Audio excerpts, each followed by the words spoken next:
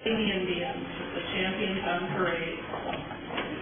The next number we're going to play is called Like Calvary, and Joan's going to say a little something right now.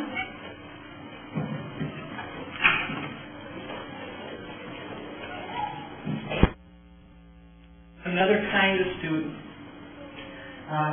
When I think of Paul, there's a lot of things and a lot of ways to describe him, and I knew always that the trumpet section was his favorite, but I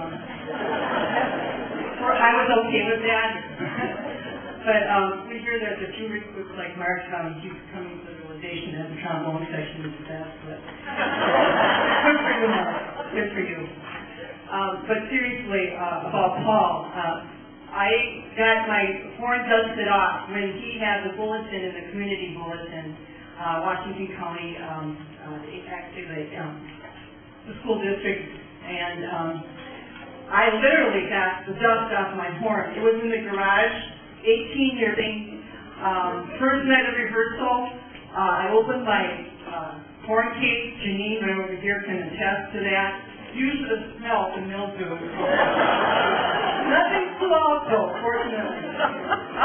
But the rehearsal, needless to say, I wasn't able to play only a few notes, thinking it was like riding a bike, yeah, right.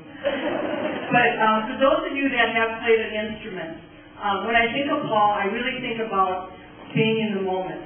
If you have played an instrument, you know what I'm talking about. You try not being in the moment, play your horn. And in regards to, we'll talk a little bit, because I wasn't involved in high school and grade school, I'm just going to share with you a couple of memories from the community band.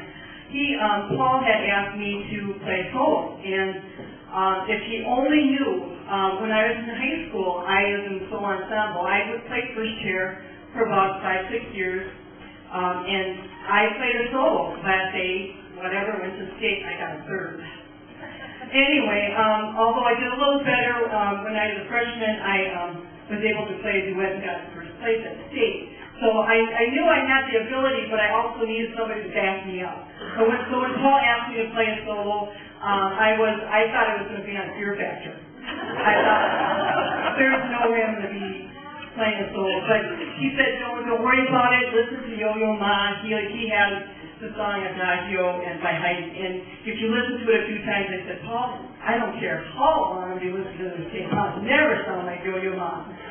But anyway, there's a lot of things that I can say about Paul, and I know there's a few more songs. And I do got to say that I am privileged and very lucky to know Paul, because I thought of him not only, he was a really great role model to me. And as a student, as I talked about this, that you don't have to be young to be a student. You hopefully you're never too old to learn. And being in the community band it has been a great experience for me. I had been in the band for 8 years. I got away from it the last 2, and it's really great to see some familiar faces, but there's some really great people. And if it had been for Paul, I would be able to meet these great people. So, and anyway, I just want to say a couple other things that one of my most happiest moments is Paul was a part of that. And him being selected for the Care 11 Award, I played a very small part of that. Greg Murphy is in the audience here, got the nomination form together. Craig Radigan was one of the people that was interviewed for that position, as well as Peter Swanman and Tony Hensler. But I got to tell you that how do you find the words to have in regards to Paul?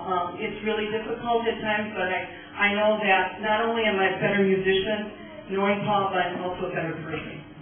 Thank you.